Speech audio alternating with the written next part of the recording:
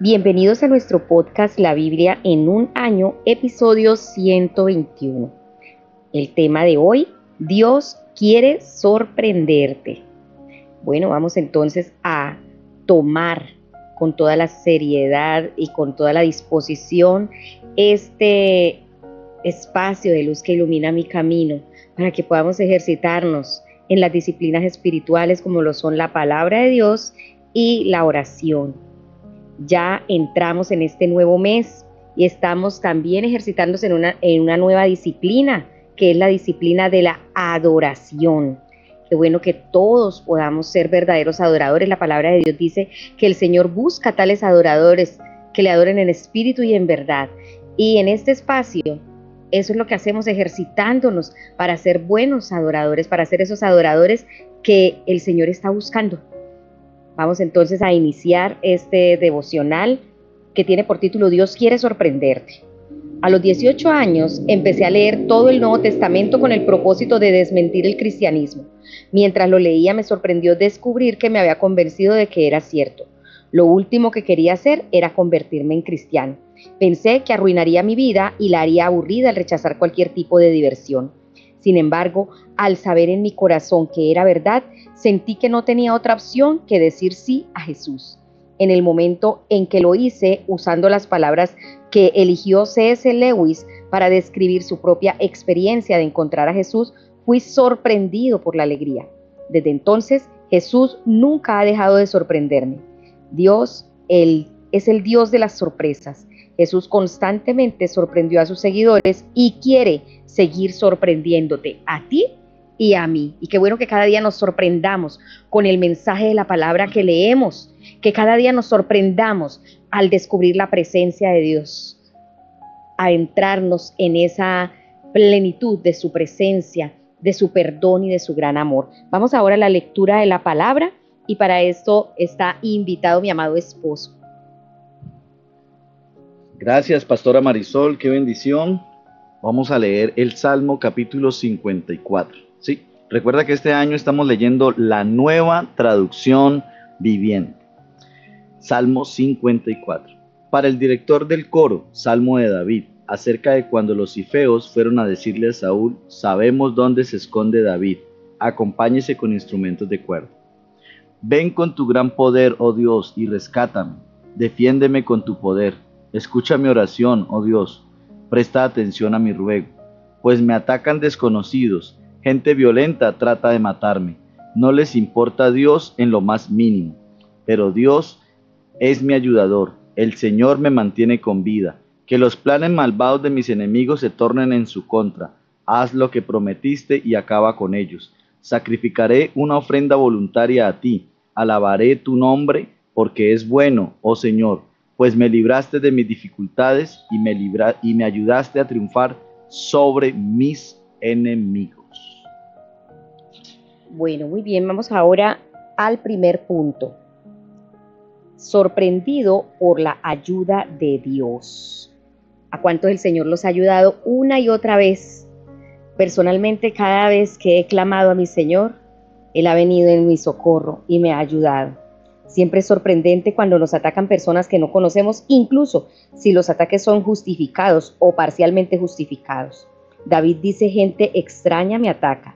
Recuerdo lo sorprendido que estaba la primera vez que leí artículos de personas que nunca había conocido atacando a Alfa, HTV y a veces a mí mismo, dice el pastor Nietzsche. Los ataques sorpresa pueden venir de vecinos, de compañeros de trabajo o de otras fuentes. Así mismo nos sucede a todos. Por eso cuando estés atacado no sientas que eres el único que está pasando por eso. Todos lo pasamos, pero lo sorprendente es la ayuda del Señor. Lo que he encontrado aún más sorprendente es cómo Dios interviene para ayudarnos. En el versículo 4 David dice: oh, mira, Dios está aquí mismo ayudando. En la traducción bíblica el mensaje dice: Dios es quien me ayuda. Él me sostiene y me ha libertado de todas mis angustias. Al mirar atrás reflexionando sobre mi propia experiencia, me doy cuenta de que la liberación no siempre ha sido instantánea. A veces ha llevado meses o incluso años. Sin embargo, me desafía la respuesta de David. En medio de los ataques, él dice: te presentaré una ofrenda voluntaria y alabaré, Señor, tu buen nombre. El sentido de una ofrenda voluntaria era que no había ninguna condición puesta para el sacrificio. David no dijo que ofrecería un sacrificio solamente si Dios lo rescataba. Independientemente del resultado del ataque, alabó al Señor por su bondad. Esto es algo que debemos nosotros, como hijos de Dios, poner en práctica. No vamos a alabar al Señor porque Él nos ha rescatado. Le alabamos aún antes de recibir la respuesta. ¿Por qué? Porque para eso fuimos creados, para alabarle, fuimos creados para adorarle. Y por eso en este mes que iniciamos esa disciplina de la adoración, debemos empezar a entender que la adoración es un estilo de vida, que aún en medio de los ataques, de las pruebas, de los desiertos, estamos llamados a alabar al Señor, estamos llamados a adorarle, estamos llamados a vivir una vida que le agrade a Él. Si estás enfrentando un ataque ahora mismo, deposita tu confianza en Dios. Cree en que Él quiere ayudarte y alábalo de antemano. Le invito a que cierre sus ojos. Vamos a entrar en el gimnasio espiritual. Vamos a ejercitarnos y más que una oración en este momento, abra su corazón para que pueda ser un olor grato, agradable al Señor y que suba verdadera adoración delante de su trono. Amado Señor y Padre Celestial, quiero darte gracias porque un día podré mirar atrás y ver que me has librado de todas mis angustias. Porque aún en este momento, cuando miro en retrospectiva, puedo darme cuenta que me has librado una y otra vez. Y que has escuchado todas y cada una de mis oraciones. Gracias, Señor. Quiero alabarte con todo mi corazón. Quiero agradarte, quiero servirte. Que mi alma pueda rebosar de alabanza y adoración a ti. Que mi ser sea como ríos de agua viva que saltan para vida eterna. En el nombre de Jesús, amén. Bueno, qué bendición. Y ahora quiero invitarte para que vayamos al Nuevo Testamento. Vamos a leer el Evangelio de San Juan, exactamente el capítulo 2. Juan capítulo 2 en la Nueva Traducción Viviente. La boda de Caná. Al día siguiente se celebró una boda en la aldea de Caná de Galilea. La madre de Jesús estaba presente y también fueron invitados a la fiesta Jesús y sus discípulos. Durante la celebración se acabó el vino. Entonces la madre de Jesús le dijo: se quedaron sin vino. Apreciada mujer, ese no es nuestro problema, respondió Jesús. Todavía no ha llegado mi momento. Sin embargo, su madre le dijo a los sirvientes: hagan todo lo que él les diga. Cerca de allí había 6 tinajas de piedra que se usaban para el lavado ceremonial de los judíos. Cada tinaja tenía una capacidad de entre 75 y 113 litros. Jesús les dijo a los sirvientes: llenen las tinajas con aguas. Una vez que las tinajas estuvieron llenas, les dijo: ahora saquen un poco y llévenselo al maestro de ceremonias. Así que los sirvientes siguieron sus instrucciones. Cuando el maestro de ceremonias probó el agua, que ahora era vino, sin saber de dónde provenía, aunque por supuesto los sirvientes sí lo sabían, mandó a llamar al novio. Un anfitrión siempre sirve el mejor vino primero, le dijo, y una vez que todos han bebido bastante, comienza a ofrecer el vino más barato. Pero tú has guardado el mejor vino hasta ahora. Esta señal milagrosa en Caná de Galilea marcó la primera vez que Jesús reveló su gloria, y sus discípulos creyeron en él. Después de la boda, se fue unos días a Capernaum con su madre, sus hermanos y sus discípulos. Jesús despeja el templo. Se acercaba la fecha de la celebración de la Pascua judía, así que Jesús fue a Jerusalén. Vio que en la zona del templo había unos comerciantes que vendían ganado, ovejas y palomas para los sacrificios, y vio a otros que estaban en sus mesas cambiando dinero extranjero. Jesús se hizo un látigo con unas cuerdas y expulsó a todos del templo. Echó las ovejas y el ganado, arrojó por el suelo las monedas de los cambistas y les volteó las mesas. Luego se dirigió a los que vendían palomas y les dijo: saquen todas esas cosas de aquí, dejen de convertir la casa de mi padre en un mercado. Entonces sus discípulos recordaron la profecía de las Escrituras que dice: el celo por la casa de Dios me consumirá. Pero los líderes judíos exigieron: ¿qué estás haciendo? Si Dios te dio autoridad para hacer esto, muéstranos una señal milagrosa que lo pruebe. De acuerdo, contestó Jesús, destruyan este templo y en 3 días lo levantaré. ¿Qué dices?, exclamaron. Tardaron 46 años en construir este templo y tú puedes reconstruirlo en 3 días. Pero cuando Jesús dijo este templo, se refería a su propio cuerpo. Después que resucitó de los muertos, sus discípulos recordaron que había dicho esto y creyeron en las Escrituras y también creyeron en lo que Jesús había dicho. Jesús y Nicodemo. Debido a las señales milagrosas que Jesús hizo en Jerusalén durante la celebración de la Pascua, muchos comenzaron a confiar en él, pero Jesús no confiaba en ellos porque conocía todo acerca de las personas.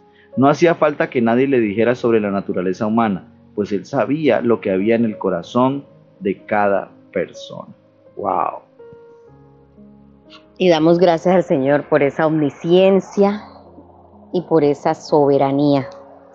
Bueno, vamos al segundo punto y es sorprendido por Jesús.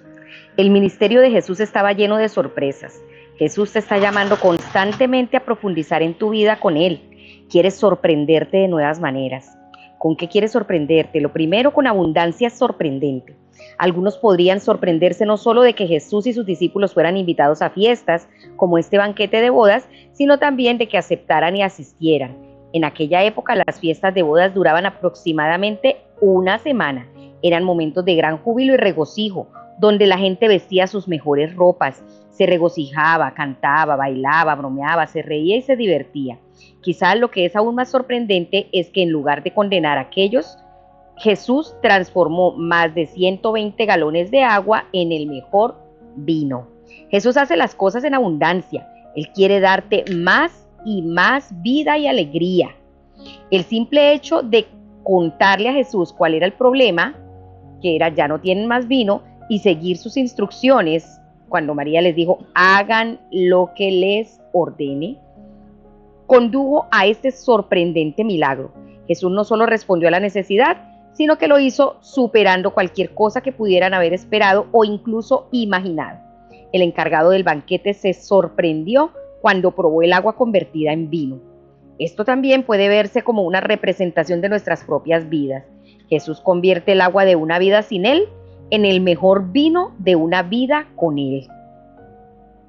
Pensé que seguir a Jesús significaba una vida diluida y en realidad es todo lo contrario. Jesús nos sorprende constantemente enriqueciendo nuestras vidas. Vemos aquí en particular cómo enriquece las bodas y desde luego los matrimonios. Él puede convertir el agua de un matrimonio corriente en el vino de un matrimonio enriquecido. Jesús transforma la fatiga y la tristeza en plenitud de gozo. Por medio de este milagro, Jesús reveló su gloria y sus discípulos creyeron en él. Para muchos, esto tuvo que ser una revelación extremadamente sorprendente. Otra cosa que quiere enseñarnos es la pasión sorprendente. Jesús sorprendió a todo el mundo cuando entró en los atrios del templo y se encontró con personas vendiendo ganado, ovejas y palomas, así como a otras mesas cambiando dinero. Los prestamistas también estaban allí en toda su fuerza. Hizo un látigo de cuerdas y los echó a todos del templo. Les increpó, saquen esto de aquí. ¿Cómo se atreven a convertir la casa de mi padre en un mercado? Sus discípulos recordaron las palabras, el celo por tu casa me consumirá. Estamos rodeados de mercantilismo y de imágenes seductoras. Las iglesias están siendo reemplazadas por enormes centros comerciales. Existe el peligro de adorar el dinero y del comercio. Por eso debemos saber ubicar nuestro corazón, en dónde está ubicado para adorar. Porque nuestra adoración debe ser dirigida a Dios y no a ningún ídolo de este tiempo. En aquel entonces se experimentaba la fortísima tentación, igual que se experimenta hoy en día, de pensar hacer dinero interfería con la adoración a Dios. Por supuesto que hay un aspecto material necesario para hacer posible la adoración, tanto en el templo de Jerusalén como en las iglesias de hoy. Sin embargo, cuando el dinero se convierte en el centro de nuestro enfoque, estamos en serios apuros. La pasión que mostró Jesús en este asunto sorprendió a la gente. Cada día debemos revisar nuestro corazón. ¿Cuál es el enfoque que estamos teniendo hacia el dinero y hacia otras cosas que le están quitando el lugar de rey al Señor y están siendo adoradas por nosotros? Otra cosa que encontramos aquí es la morada sorprendente. Jesús redefine el templo. El cuerpo de Jesús es el verdadero templo. Cuando les expresa, destruyan este templo y lo levantaré de nuevo en 3 días. El verdadero templo será destruido, pero Dios lo reconstruirá en 3 días a través de la resurrección. Estar sorprendidos si no pueden entender esto. Así que le preguntan a Jesús cómo piensa que puede reconstruir este templo en solo 3 días. Pero Juan añade, el templo al que se refería era su propio cuerpo. El templo era importante porque era la morada simbólica de Dios. Era donde Dios y la humanidad se encontraban. Estas palabras sorprendentes de Jesús nos muestran que Él mismo es el nuevo templo. Él es la morada de Dios en la tierra. A través de Jesús, ahora estás llamado a ser el hogar y la morada de Dios. Tu cuerpo es el templo del Espíritu Santo. Eso lo dice 1 Corintios 6:19. También en este texto vemos otra cosa que nos sorprende y es la sabiduría sorprendente. Cuando las personas vieron los milagros que Jesús realizó y lo que estaban haciendo, muchos creyeron en su nombre. Aunque Juan señala que Jesús no les creía porque los conocía a todos, no necesitaba que nadie le informara nada acerca de los demás, pues él conocía el corazón del ser humano y es el único que puede conocerlo, porque aún nuestro propio corazón nos engaña a nosotros mismos. Es sorprendente leer que Jesús no confió inmediatamente en aquellas personas, especialmente cuando leemos que el amor siempre confía en 1 Corintios 13:7. Jesús es realista acerca de la naturaleza humana. Tendemos a buscar el cónyuge perfecto, los padres perfectos, los hijos perfectos, los amigos perfectos y la iglesia perfecta. Pero nada de eso existe, pues todos somos seres humanos defectuosos. Reconocer esto nos ayuda a ser más realistas, a decepcionarnos menos y a ser más tolerantes en nuestras relaciones con respecto a que las personas se van a equivocar. Necesitamos la sabiduría de Jesús en nuestras relaciones y trato con los demás. Necesitamos equilibrar la sinceridad y la confianza amorosa con la sabiduría y la comprensión del corazón humano. Y sí que necesitamos sabiduría de Dios para estas relaciones, porque es bastante complicado. Mejor dicho, somos complicados. Vamos a orar y vamos a pedirle al Señor que nos ayude. Amado Señor, yo quiero darte gracias. Gracias, Padre de amor, Padre eterno, poderoso Dios. Gracias por Jesucristo. Gracias porque Él es la sabiduría de Dios y ahora mora en nosotros. Ayúdame a fijar mis ojos en Él para que pueda sorprenderme de nuevo con su sabiduría, pasión, amor y abundancia. Que cada día me sorprenda de la presencia tuya en nuestro ser. Gracias, amado Dios. En el nombre de Cristo Jesús. Amén. Así es, qué bendición. Y ahora quiero invitarles que vayamos nuevamente al Antiguo Testamento. Y vamos a Josué capítulo 19. Por ahí escucharon a otro panelista de nuestros podcasts y es Alejandro. ¿Cómo estás, Alejandro? Bien. Ah, bueno. ¿Y te gusta hacer los podcasts con tu mamá y con tus abuelos? Sí. Ah, bueno. Alejandro tiene 3 años y le encanta hacer los podcasts con sus abuelos y con su mamá. Bueno, entonces vamos a leer ahora Josué capítulo 19. Vamos a leer en la Nueva Traducción Viviente. La tierra entregada a la tribu de Simeón. La segunda asignación de tierra se entregó a los clanes de la tribu de Simeón para que fuera su hogar. Su territorio estaba rodeado por el de Judá. El territorio de Simeón incluía las ciudades de Beerseba, Seba, Molada, Hazar-Subal, Bala, Gesem, El Tolat, Betul, Orma, Ciclat, Bet-Marcabot, Hazar-Susa, Bet-Lebaot y Saruhen, 13 ciudades con sus aldeas vecinas. También incluía Ain, Rimón, Eter y Asán, 4 ciudades con sus aldeas. Entre ellas todas las aldeas vecinas hacia el sur hasta Baalaat Ber, también conocida como Ramat del Negev. Esa fue la tierra asignada a los clanes de la tribu de Simeón para que fuera su hogar. La porción provino de una parte de la tierra que se había entregado a Judá, porque el territorio de la tribu de Judá era demasiado grande para ellos. Así que la tribu de Simeón recibió su porción de tierra dentro del territorio de Judá. La tierra entregada a la tribu de Zabulón. La tercera asignación de la tierra se entregó a los clanes de la tribu de Zabulón para que fuera su hogar. El límite del territorio de Zabulón comenzaba en Sarid, de allí se dirigía al occidente, pasaba Marala, tocaba Dabeset y seguía hasta el arroyo situado al oriente de Jocneam. En dirección opuesta al límite iba al oriente, desde Sarid hasta la frontera de Kislot Tabor y desde allí a Daberat, de donde subía hasta Jafía.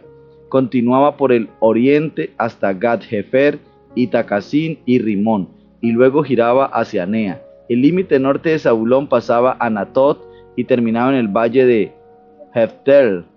Algunas de las ciudades que se incluían eran Catat, Naal, Simrón, Idala y Belén. En total eran 12 ciudades con sus aldeas vecinas.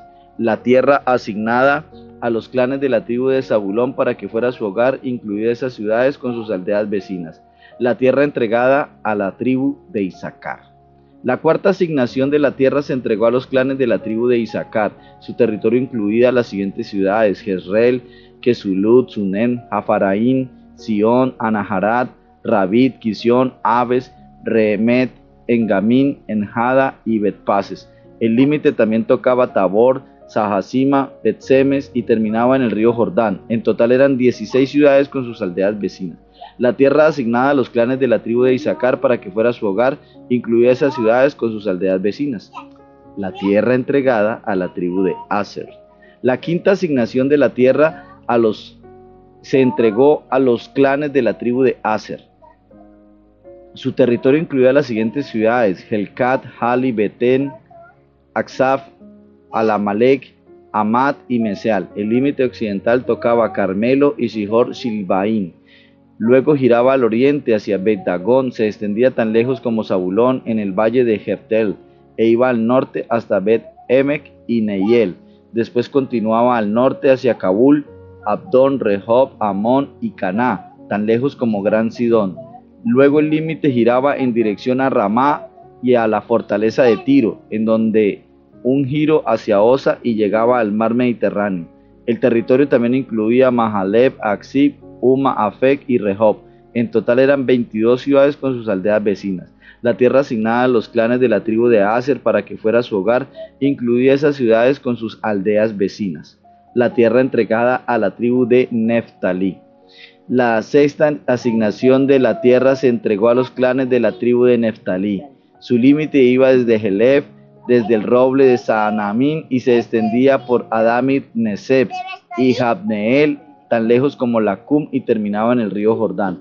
El límite occidental pasaba a Asnob, Tabor, luego Jucoc, y tocaba la frontera con Zabulón al sur, la frontera con Aser al occidente, y el río Jordán al oriente. Las ciudades fortificadas que se incluían en ese territorio eran Sidín, Ser, Hamat, Racat, Cineret, Adama, Ramá, Hazor, Sedes, Edrei, Ed-Hazor, Irón, Migdalel, Herón y Betat Anat y Bet-Semes. En total eran 19 ciudades con sus aldeas vecinas.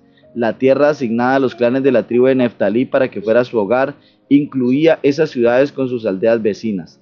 La tierra entregada a la tribu de Dan. La séptima asignación se entregó a los clanes de la tribu de Dan.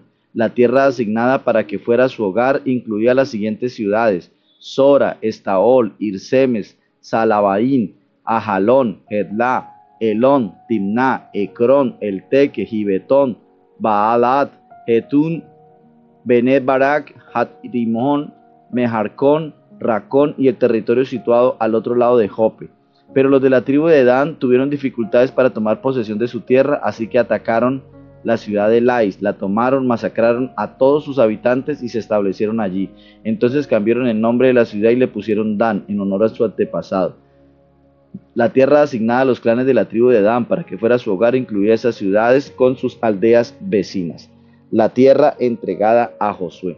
Una vez que toda la tierra quedó dividida entre las tribus, los israelitas le dieron una porción a Josué, pues el Señor había dicho que Josué podía tener la ciudad que quisiera. Entonces él eligió Timnat-Sera en la zona montañosa de Efraín, reconstruyó la ciudad y vivió allí. Esos son los territorios que el sacerdote Eleazar, Josué, hijo de Nun, y los jefes de las tribus le asignaron a las tribus de Israel como porciones de la tierra mediante un sorteo sagrado en presencia del Señor a la entrada del tabernáculo en Silo. Así se dio por terminada la división de la tierra. Josué capítulo 20. Ciudades de refugio. El Señor le dijo a Josué: ahora dile a los israelitas que designen ciudades de refugio, tal como le indica Moisés. Cualquier persona que mate a otra por accidente, sin intención, podrá huir a una de esas ciudades. Serán lugares para refugiarse de parientes que busquen venganza por la muerte de un familiar. Al llegar a una de esas ciudades, el que causó la muerte se presentará ante los ancianos en la puerta de la ciudad y les expondrá su caso. Ellos deberán permitirle la entrada a la ciudad y darle un lugar para vivir entre sus habitantes. Si los parientes de la víctima llegan para vengar la muerte, los líderes no le entregarán al acusado, pues el acusado mató al otro sin intención y sin enemistad previa, pero tendrá que quedarse en esa ciudad y ser juzgado por una asamblea local, la cual dará el veredicto, y seguirá viviendo allí hasta que muera el sumo sacerdote que estaba ejerciendo su cargo cuando ocurrió el accidente. Solo entonces será libre para regresar a su hogar en la ciudad de donde huyó. Entonces se designaron las siguientes ciudades de refugio: sedes de Galilea en la zona montañosa de Neftalí, Siquem en la zona montañosa de Efraín, y Kiriat Arba, también conocida como Hebrón, en la zona montañosa de Judá. Al oriente del río Jordán, frente a Jericó, se designaron las siguientes ciudades: Becer en la llanura desértica de la tribu de Rubén, Ramot en Galaad, en el territorio de la tribu de Gad, y Golán en Basán, en la tierra de la tribu de Manasés. Esas ciudades quedaron apartadas para todos los israelitas y también para todos los extranjeros que vivían entre ellos. Cualquier persona que matara a una persona por accidente podía refugiarse en una de esas ciudades. De esa manera evitaba que le quitaran la vida por venganza antes de ser juzgada frente a una asamblea local. Bueno, y vamos ahora a leer Josué capítulo 21. Vamos a estar leyendo desde el versículo 1 hasta el 19. Las ciudades entregadas a los levitas. Entonces los líderes de la tribu de Leví fueron a consultar un asunto con el sacerdote Eleazar, con Josué hijo de Nun y con los líderes de las otras tribus de Israel. Se presentaron ante ellos en Silo, en la tierra de Canaán, y dijeron: el Señor le ordenó a Moisés que nos diera ciudades donde vivir y pastizales para nuestros animales. Así que por orden del Señor, el pueblo de Israel, de sus propias porciones de tierra, les dio a los levitas las siguientes ciudades con pastizales. A los descendientes de Aarón, que eran miembros del clan coatita, dentro de la tribu de Leví, se les entregaron 13 ciudades que en un principio habían sido asignadas a las tribus de Judá, de Simeón y de Benjamín. A las otras familias del clan coatita se les entregaron 10 ciudades de las tribus de Efraín y de Dan y de la media tribu de Manasés. El clan de Gerson se le entregaron 13 ciudades de las tribus de Isaacar, de Aser y de Neftalí, y de la media tribu de Manasés que estaba en Basán. Al clan de Merari se le entregaron 12 ciudades de las tribus de Rubén, de Gad y de Zabulón. Así que los israelitas obedecieron la orden que el Señor le había dado a Moisés y les asignaron a los levitas esas ciudades con pastizales por medio de un sorteo sagrado. Los israelitas le dieron las siguientes ciudades a las tribus de Judá y de Simeón, a los descendientes de Aarón, que eran miembros del clan coatita dentro de la tribu de Leví, porque ellos fueron los primeros en salir sorteados. Recibieron Kiriat Arba, también llamada Hebrón, en la zona montañosa de Judá, junto con los pastizales que la rodeaban. Arba era un antepasado de Anac, pero los campos abiertos en las afueras de la ciudad y en las aldeas vecinas se le dieron como posesión a Caleb, hijo de Jefón. Las siguientes ciudades con sus pastizales se le entregaron a los descendientes del sacerdote Aarón. Hebrón, una ciudad de refugio para los que mataban a otra persona por accidente. Libna, Hatir, Estemoa, Olón, Debir, Aín, Utá y Bet-Semes, 9 ciudades de parte de esas dos tribus. De la tribu de Benjamín se les dieron a los sacerdotes las siguientes ciudades junto con sus pastizales: Gabaón, Geba, Anatot, Almón y 4 ciudades. Así que a los sacerdotes, los descendientes de Aarón, se les dieron un total de 13 ciudades con sus pastizales. ¡Wow! ¡Qué bendición!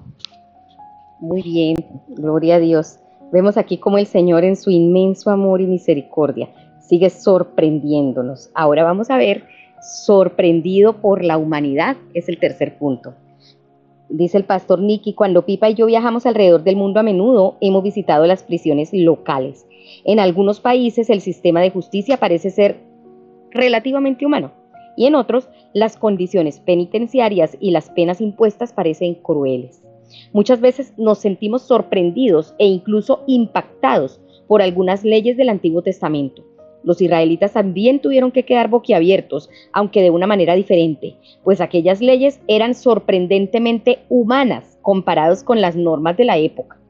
Si surgía una situación en la que parecía ser un homicidio accidental, Una persona podía ser admitida en una ciudad de refugio. Posteriormente podía quedarse allí mismo después del juicio si el vengador no podía demostrar que había sido un asesinato. La ciudad tenía el deber de protegerlo hasta que llegara el momento de regresarlo a su lugar de origen. Estas leyes preservaban la inviolabilidad de la vida humana. Toda vida humana tiene un valor infinito para Dios. Quitarle la vida a una persona, incluso accidentalmente, es un asunto muy grave. Por otra parte, estas leyes tienen un aspecto humano, que protege a la persona que ha matado accidentalmente. Probablemente esta humanidad tuvo que sorprender a la gente de aquella época. Como pueblo de Dios, hoy debemos, por supuesto, tener pasión por la justicia y las leyes justas, disuadir y reducir el crimen, pero también debemos procurar que nuestros sistemas de justicia sean humanos. Vamos a orar. Vamos a entrar en la presencia del Señor una vez más con la oración y pedirle que el poder de su Espíritu nos dirija en todo esto.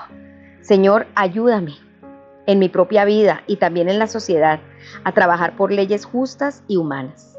Ayúdanos, Señor. Mira cuánta injusticia, cuánta permeabilidad en medio de las leyes, cuántas leyes humanas llevadas a un sistema de crueldad y de egoísmo y de orgullo. Te pedimos, por favor, que nos hagas volver al inicio, volver al corazón tuyo, donde las leyes son justas para la humanidad. Gracias por tu amor y compasión y misericordia. Gracias porque esa compasión y esa misericordia nos ayuda y nos enseña a tener misericordia cuando tratamos a los demás. Ayúdanos, Señor, a ser referentes, a mostrar tu justicia en nuestras vidas, porque de esa manera podremos establecer el reino de Dios en esta tierra. Te lo pedimos en el nombre de Jesús. Amén. Vamos al comentario de la pastora Pipa, que toma Juan capítulo 2, versículos del 1 al 11, lo que está hablando de las bodas. Ella dice: me encantan las bodas. Cuando cada uno de nuestros hijos se casó, se hicieron muchísimos preparativos para organizar aquellos días. Este pasaje nos recuerda que lo único que realmente importa en una boda es que Jesús esté en ella, y Él se preocupa incluso por cosas prácticas como el vino. La interacción entre Jesús y su madre es muy conmovedora. Aquí ya vemos la fe de María en su hijo. Sí, vemos cómo María pudo ella misma, desde ese mismo momento, direccionar a la gente a Jesús, dándoles a entender que ella no era la que tenía la solución, que quien tenía la solución y la respuesta es el mismo Jesús que hoy tenemos nosotros. Por eso no debemos ir a buscar ningún otro camino, ninguna otra solución. Debemos ir a Cristo. Él es el camino, la verdad y la vida.